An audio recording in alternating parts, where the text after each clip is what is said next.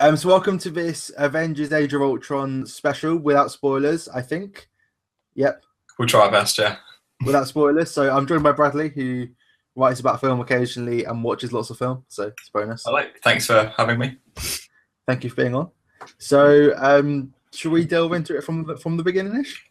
Yeah, we'll go straight into it. So we saw it at the midnight screening last night. So how long have we had? What's that? I don't even know how long. I don't even know what the time is now. About We've had a decent amount of time to take it all in and see. 15 hours-ish.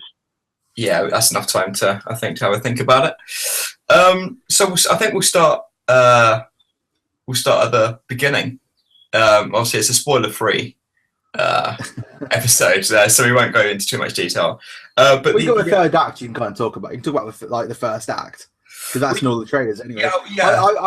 I was really shocked that the main poster they're using for this, all of them, was the first scene you saw, and I was like, "It's going to be a good film where most of the trailers at the beginning of the film, you don't have to worry about the final acts being spoiled."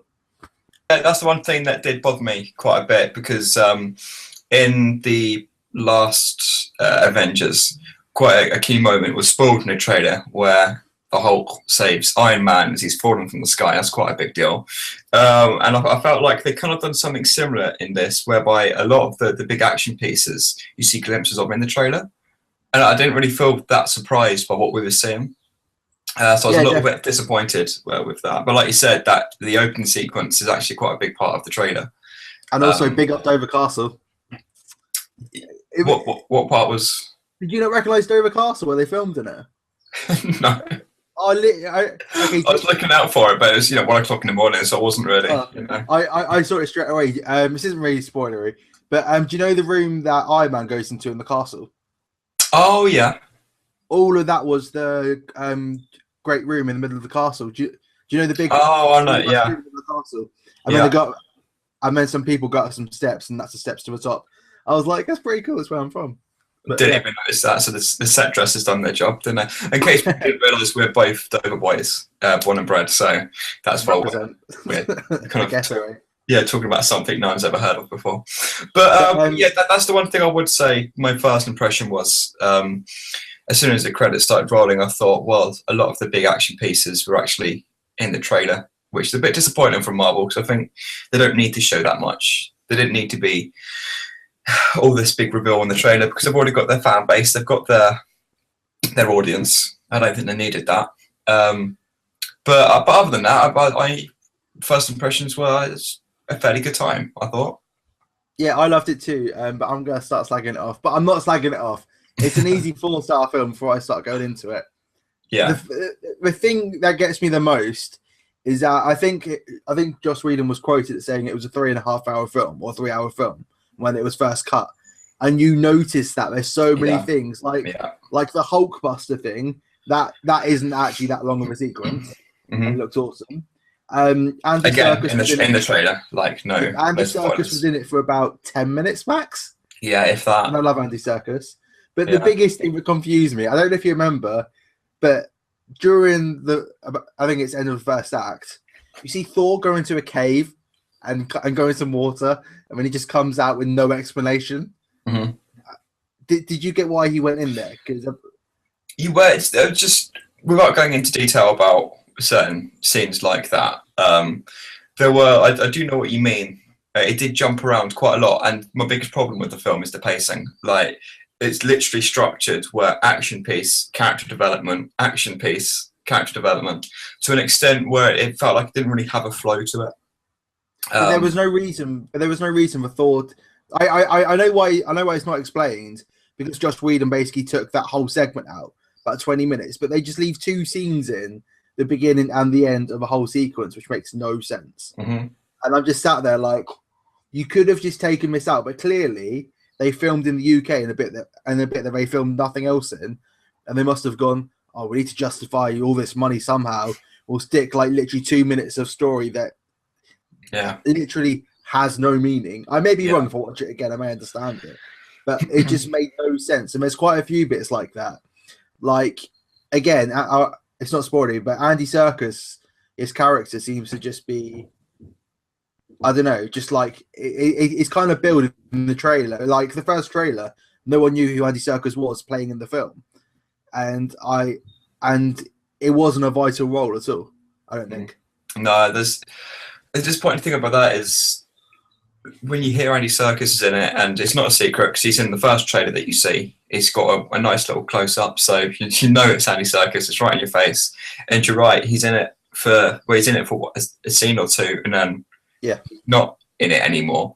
And I felt like that character was leading somewhere, and then all of a sudden, oh, okay, we're not in that location anymore. I guess we're moving on. But we'll talk about positives as well, because we don't want to start off with negatives and for people to think that it's not a good film. Like I said, it's a very strong 4-star film, but it was always going to be. I don't think it's ever not going to be anything less than 3.5. But no, it's a good solid 4-star film. And for me, my favourite parts, without a doubt, were the new characters. The twins that you see in the trailer, you know, are they good? Are they bad? What's their story? I actually like their characters, but I do feel that considering the only time that we've seen them before then was in a post-credit scene, it suddenly jumps straight into it, and their backstory is told through. Yeah, that's what I mean. Yeah, and their story's told kind of in parts throughout, but it's never one big scene with, you know, this happened to us, or, you know, they did this to us, blah blah blah. And they made a way of making those characters really cool, and without having to use the word mutant, which they're not allowed to use, which I thought was pretty interesting. Yeah, well, you say about mutants because X-Men like use the term mutant. I loved how literally within 12 months there's managed to be 2 Quicksilvers that are completely different. So obviously in the X-Men you have the comedic and kind of cheeky chappy going around everywhere. Rather than this, it's still comedic at points, but it's a much more serious undertone of a character. And I think they definitely must have been talking, because they're virtually the same character, but there's two different angles by far. I think that both characters or both portrayals have done the character justice, because I think they're both pretty cool characters, and two pretty cool. Both pretty cool takes on the character. So I was happy they did that, because I was thinking after I saw X-Men Days of Future Past, you know, it's going to be hard to top it. I'm not sure if they did top it, but like you said, they certainly took it in a different direction, and they made it, you know, definitely different to what X-Men did. But let's talk about their accents. We were saying this before. The most confusing accents in the world. Yeah, I wasn't sure if they're meant to be Russian or Polish or what, but the British accents certainly come through more than once. Yeah, definitely. It was a bit of a could have just done it. Well, I suppose they couldn't have done it with those kind of accents, but they could have done a Liam Neeson and said, "Oh, my dad's from like Ireland or somewhere," exactly. Which happens in every Liam Neeson film now. There's always like one little nod to it. But well, the biggest thing about this film for me was somehow I've gone from not really caring if Hawkeye ever got killed off to when he's in danger, proper cringing at the screen, not wanting him to die. Who's that? Is an amazing Hawkeye. Hawkeye. I think this is more like Hawkeye's film, to be fair. Yeah, because literally in the first film, he could have been killed off as a token gesture, and I wouldn't have cared. In this film, like whenever he gets into danger, I just don't want him to die, and I'm like, please don't die, because you just got so good. So I think they did that with that very well. They made his story a very personal one. They've certainly brought out something in him and his character that wasn't there before. And I completely agree. I think at times it was almost too much of a Hawkeye film with the other characters kind of just sprinkled in for a good time. But he certainly has a big part to play in the bigger picture as well, which is good considering, you know, last film he was wasted, really. Yeah, definitely. And also talking about Hawkeye, he's also funny in this film, especially towards the end. Yeah, well, let's talk about that a second. Thing. I mean, for me, this is one of the sloppier Marvel films. It felt like it didn't quite have a solid structure to it, and it felt like a build-up to Civil War, which I don't particularly have a problem with. But it was, for me, the funniest Marvel film behind Guardians of the Galaxy.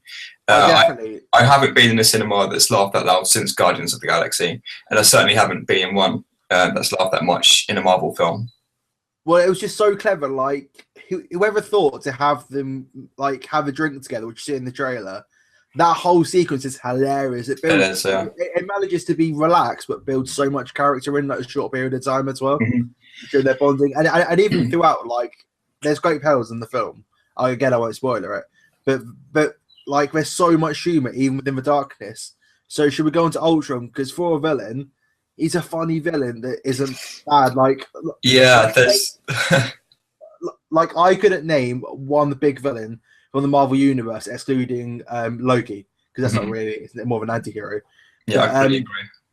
But Ultron's like the first key villain that they can sell merchandise of. Do you know what I mean? Yeah, but it's just going off that, like, his persona is just incredible. I mean, he's a machine, is what he is, but they're giving him so much life and humor and characteristics that, I mean, you'd never really root for him, but he's great to watch, and his one-liners are fantastic.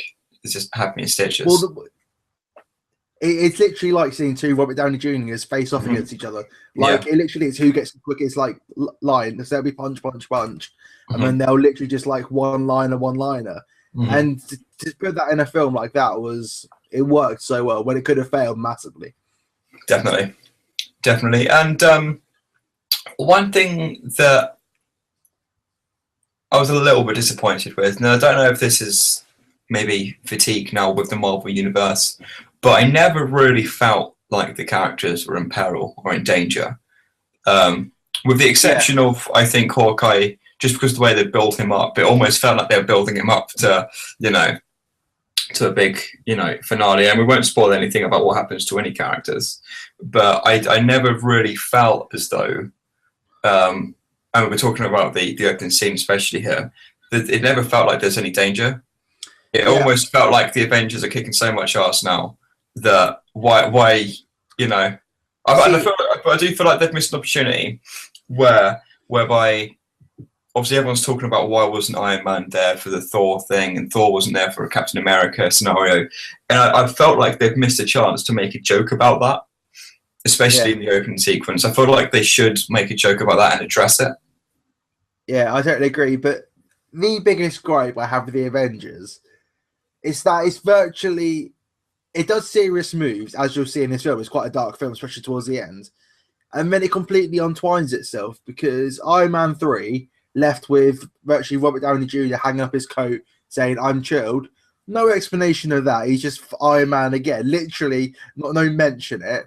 You see Thor with Jane, like, "Oh, I'm going to miss you," and all that stuff. Nothing to do that. And I think the biggest one is when Agent Coulson died in Avengers, when he came back to life in Agents of S.H.I.E.L.D., it just kind of undoes any serious notes that are done in the film. Do you kind of agree? Because that just seems to undo itself every time. That's what bothers me about this. It's like they're all together on one mission, but you start in the middle of this mission. And again, it's in the trailer, we're not spoiling anything. And it's just like, well, okay, so I guess we're all together for a good time now. Like, considering S.H.I.E.L.D. got dispersed at the end of Captain America, and considering where everyone was meant to be at the end of their respective films. Exactly. What's going on? So I felt like it has, considering everyone's always bigging up Kevin Feige and his master plan and all that stuff, and obviously he's doing a great job. I do feel as though like I said, it's getting a little bit sloppy now, really, I think. And how many times have we seen the big giant robot army? Like, how many times can we see that? See, that's what I mean. But like, again, this isn't a spoiler. I know I keep saying that. But at the end, there's a new face to the Avengers as a whole. Obviously, after Captain America, there had to be, because S.H.I.E.L.D. went. And I kind of don't trust that anymore because of what's happened. And I know that, like, when the next one comes along, they could easily just untie all of that, and it could have no significance at all. And I think it's kind of like, I love the films, but they've kind of started to lose my trust, where they've just undone so many things. Like there's still no explanation why that Agent Coulson came back to life. They just totally ignored that, and they made such a key point of that in the Avengers. So that's my one biggest gripe, is that they've kind of lost the seriousness. And whenever something big does happen, you kind of feel like that can be undone or just totally ignored again. And it'll never be brought up. And I tell you what their mistake was actually is that big conference. When was it? Last year at some point. Could have been a year ago now. When they revealed their master plan, what films are coming out, and it's all going to lead to the Infinity Wars, right? Which I'm really looking forward to see how they up the ante. The biggest problem, without a doubt, is the fact that you've got another 4. You've got a Captain America Civil War, which is going to have Iron Man in it. So when your 3 biggest players have already got films coming out next, where is the peril in that? Like, that no one's going to... So why have these moments of, oh, what's going to happen to this guy? Is he going to die? He's not, because he's got a film coming out next year. I know, so that's what I mean, especially with Civil War and all these names planted around and all the press are doing saying that they've signed on until Infinity War on both films. So you're kind of left thinking, is this new face of the Avengers at the end, like, that's not going to be a thing because the key Avengers come back and they come back. That's the thing that this film, it's not a gripe. It's just lost my trust so much in the significant moments, which takes away the peril of danger because they're going to be fine and you'll know things are going to happen. And if anything big does happen, it can be undermined straight away. But I tell you, and it's going to sound like a petty thing to say, but the greatest part of seeing this on the big screen was, and it's interesting because all the trailers that were before the midnight screening were properties that are owned by Disney that are coming out. So I got to see the Star Wars trailer, right, on the big screen. And seeing that directly before the opening sequence didn't help at all because I was so excited for Star Wars that when this big action piece opened, Avengers, I was like, still thinking of Star Wars, See, this is another thing about the hype of this film. This film seemed like it should have been released like 3 months ago. I don't know about you, but obviously with all the recent Star Wars events, which you're speaking about in the podcast before or after this, I'm not sure what order they're going up, but in episode 5 of the podcast, we're going to be talking about Star Wars. But it just seems that the hype for this kind of lost massively, which is a shame. This is a great film. And also, after this, it was something positive, because it's like it off when it's a great film. But this film could have easily not existed in the Avengers universe, I think. That's the Marvel universe. That's my biggest problem, is that it generally does feel as though it's there because it was scheduled to be there. And you've got all this big build-up to the Infinity Wars. You've got this big build-up to Civil War. And this just felt like a stepping stone. And that was a big problem for me. Because it felt like it was a little bit out of place. Yeah, it literally felt like this could have been explained in the first 20 minutes of another Avengers film. Saying, here are new people and X happens. And they could have left everything out. Because there's no... I also thought that after Ultron's in it, there'd be repercussions. But you're left not feeling with repercussions as well. I'm not sure about you. But everyone thought that there'd be a big repercussion at the end. Yeah. To lead you on Civil War. But it didn't feel like that for me. The ending was really flat. The ending was so flat that leaves a bad taste in your mouth.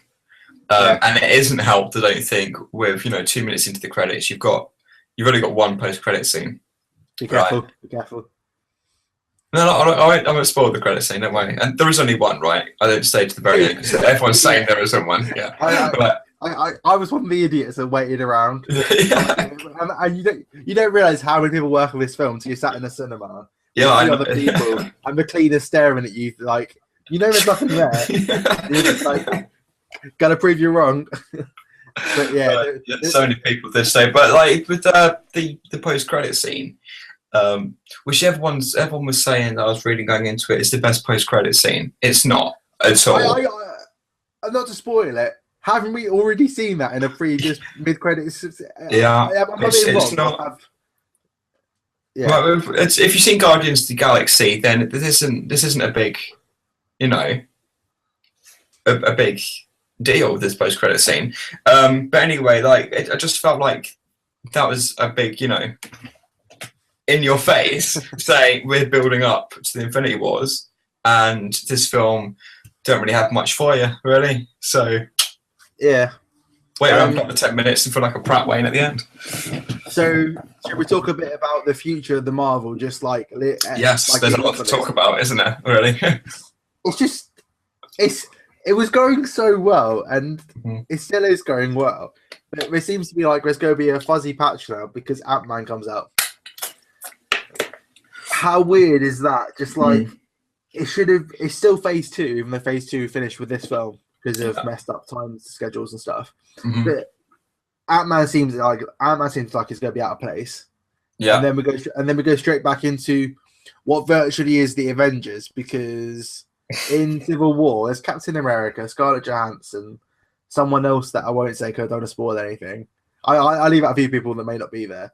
I mean you got so you got all the big names that might be there, that will be there. So surely that sounds like it's an Avengers story based, which I kind of wanted from this, and it wasn't. Well, if we're talking about the future, I mean, I think we definitely should talk about the Phase 2 of it. Obviously, you started off with was it Iron Man 3? Did that start off Phase 2? Yeah, because they had all the really cheesy flashbacks. Yeah, that was a bit of a miss for me. That felt like it was its own entity, which is fair enough. That's absolutely fine, but it didn't really hit with me. You got Thor, that didn't really hit with me. Captain America, which was one of my favourites, and Guardians of the Galaxy, which is incredible, but they're also saying may not be part of the Marvel Cinematic Universe in terms of the Avengers story. We're on to the one. But we'll count that anyway. And then you've got the Avengers. So I think they're 3 from 5. Like, I think they've had 3 good, solid films and 2 that have missed with me. But Ant-Man, I think a lot's riding on that, because if Ant-Man doesn't hit, then I think you really will start to feel that fatigue from Marvel. It could easily not hit. I don't know what tone they're going for. We won't talk too much into this because it's another whole subject for us to talk about. But the tone of Ant-Man seems messed up. First trailer serious, second trailer comedy. I don't know what it's going to be, and it seems like it should have gone in between Captain America and this, or Guardians and this. So should we talk about ranking overall in our Marvel favorite films, just where this would go? Yeah, you go first. I'm going to think about that. Probably for me, it'd be Captain America, The Winter Soldier, because I love that film. Yeah, great film. And then probably, this is only rough, it changes day to day. So in my top 3, it'd be Captain America, Avengers, and Guardians of the Galaxy in my top 3, personally. I think Age of Ultron would sit around 5 or 6, as in it fits in really well. But I don't think people will be talking about this film like they are talking about the Avengers or Captain America or Guardians, because it fits in really well, and it's quite I don't know, just it's there, but no one's saying it's the best since sliced bread. Everyone's already seen it in the Avengers, which I think where I think they struggled to try and match seeing them all on the screen at the first time, so they don't try and match it when they kind of should have. I kind of think if they had that party scene before and then went into the castle scene, I kind of feel like that may have worked a bit better. So you kind of build up the tension a bit to understand and appreciate it, rather than going straight in it. But that's just personally for me. Yeah, for me, I think it probably would sit around 4th. I mean, it is my favourite. I mean, for me personally, it would go Winter Soldier, Guardians of the Galaxy, and then the first Avengers. And it probably would sit around 4th or 5th. But think about it, I'm not too sure what would knock off. I think the problem is now we've been spoiled with great Marvel films. But you're right, I don't think this is going to be one that people are talking about. Like, for example, the first Captain America, no one ever mentions. You know, the first Thor, no one ever mentions. You know, and I just think it's one of those ones that when you've got the granddaddy of them all, you know, like the 150 billion Marvel film Blu-ray collection in like 20 million years' time when the ball came out, you know, I don't think it's going to be the first one people are going to go to and put it on, unfortunately. And for that reason, I think it is a bit of a wasted opportunity, because there's always great potential for these kind of films. But that's not to say that it is a bad film, because it's not at all. It's definitely like in the top 5, I think, of the Marvel that we've got. I think that's why we're not. I think that's why it fits in so well that it doesn't stand out, because it literally is a bridge to phase 3. And I kind of think that this phase 2 and phase 3 is in separate phases. It seems that Avengers has been leading up to the Infinity War. It seems like phase 2 and phase 3 are one thing for me, because you see Guardians and all these other films teasing to the Infinity War, which is where all the Gauntlet Stones, I think that's what it's called, no, the Infinity Stones. Infinity, yeah. What these two phases have really been about. So I kind of think that if you take it as an overarching phase, it'll be fine. But to close phase 2 out, it seems a bit. When do we get the Infinity Wars Part 1? 2017. Not actually that far away. I thought it was 18. I think. Wait, I can't look this up, but I think that it's spread out, because there's Part 1 and Part 2. But saying that, if that is the case, we've got a Captain America, which is actually Avengers, and Avengers, then Avengers. But I'll put it this way. I mean, a lot of people were upset when they found out Joss Whedon wasn't, gonna have the mantle for the Infinity Wars Part 1 and 2, and they gave it to the is it Russos? Yeah.